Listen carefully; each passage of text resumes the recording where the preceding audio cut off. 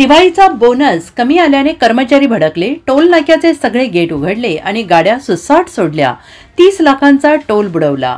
आग्रा लखनौ एक्सप्रेसवेवर रविवारी रात्री टोल प्लाझावर काम करणाऱ्या कर्मचाऱ्यांनी दिवाळी बोनस कमी मिळाल्याचं लक्षात येताच संताप व्यक्त करत सर्व टोल गेट उघडले आणि उपोषणाला बसले। या दरम्यान एक्सप्रेसवेवरून जाणारे हजारो गाड्या टोल न भरता सुसाट गेल्यामुळे कंपनीला लाखो रुपयांचा महसुली तोटा झाला असा अंदाज आहे। हा तोटा सुमारे 30 लाख रुपयांचा असल्याचा अंदाज वर्तवण्यात येतोय। आग्रा लखनौ एक्सप्रेसवेवरील टोल प्लाझा 21 वर ही घटना घडलेली आहे। श्री साई आणि दातार कंपन्या अंतर्गत काम करणारे कर्मचारी दिवाळी बोनस न मिळाल्याने भडकले। त्यांचे म्हणणे आहे की गेल्या 2 ते 3 दिवसांपासून त्यांना आश्वासन देण्यात आलं होतं की त्यांचा बोनस त्यांच्या खात्यात जमा होईल, परंतु तसं झालं नाही। संतप्त कर्मचाऱ्यांनी रविवारी रात्री निषेध म्हणून बूम बॅरियर टोलगेट उघडले आणि टोल प्लाझा येथे धरणे आंदोलन सुरू केले।